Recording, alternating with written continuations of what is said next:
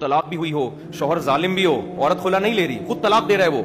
ये कहने लगे कि मैं जब उलमा से मसाइल पूछता हूँ ना बिजनेस के, तो मुझे दूसरे ताजिर ताने देते हैं, क्या मौलवियों के चक्कर में पड़ गया यार, बिजनेस कर जैसे तेरी खोपड़ी में आ रहा है। इतना देखते हैं कि लीगल है या इलीगल, बस शरीयत का नहीं देखते कि शरीयत में है या नहीं। मैंने एक वाकया सुनाया ना, बस वो सुना के अपने बयान खत्म करता हूँ। एक खातून का अमेरिका से फोन आया, उसने कहा कि अब मेरे शौहर ने मुझे डिवोर्स दे दी है। अमेरिका का लॉ ये कहता है कि शौहर की आधी प्रॉपर्टी किसकी है, मेरी है। तो आप बताएं क्या शरीयत में मेरे लिए ये लेना जायज है या नहीं है। कितना उसके दिल में अल्लाह, करोड़ों रुपए बन रहे थे, करोड़ों रुपए। तलाक भी हुई हो, शौहर जालिम भी हो, औरत खुला नहीं ले रही, खुद तलाक दे रहा है वो। यहाँ तो शैतान फौरन कहेगा ना कि यार ये तो मेरा राइट है, इसने मुझे जिंदगी भर सताया भी है और डिवोर्स भी खुद दे रही है और कानून भी सपोर्ट कर रहा है मुझे, और इसको पता भी था कि आधी जायदाद जाएगी फिर भी दे रहा है, मेरा हक है कि मैं ले लूं। लेकिन इन्नी ज़नन्तु अन्नी मुलाक़िन हिसाबी, उस औरत को पता था कि एक दिन मुझे अपने अमाल नामे से मुलाकात होगी।